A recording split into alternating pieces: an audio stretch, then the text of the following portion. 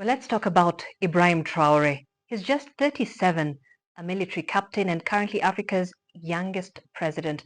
He's absolutely blowing up on social media and making waves across the continent and beyond with his bold calls to free Burkina Faso from foreign control. But what's the real story behind his viral fame? Well, Traore joined Burkina Faso's army back in 2010.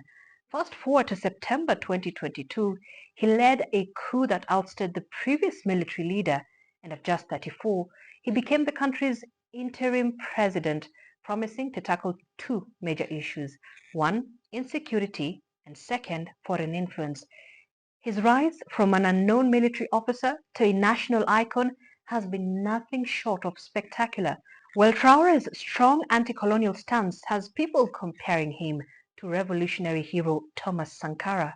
He is not the typical coup leader, because most leaders who come into power through a coup tend to have a lot of dictatorial tendencies, tend to kind of maintain the status quo, and it's all about the power. But Ibrahim Traore has confounded many because he appears to have come in, yes, through the wrong means, but now has been able to, if rumors are right and if what we are reading is correct, kind of transform Burkina Faso and put it on the global map in terms of the changes he's bringing on board through his leadership style. He appears to be listening to his citizens more. He appears to really be doing what the Burkina Faso people, the Burkinabes, want done. And that is basically the paradox of Ibrahim Traore.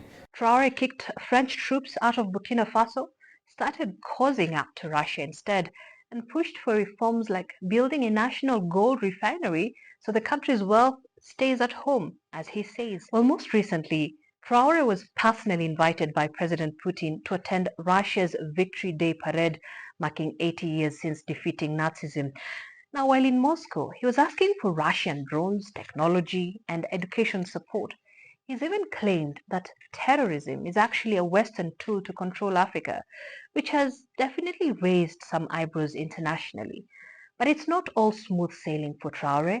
Now, during his Moscow trip, jihadists killed dozens of people in the town of Jibo, highlighting the worsening security crisis back home. Well, critics have accused him of becoming increasingly authoritarian, especially after the elections were pushed back to 2029.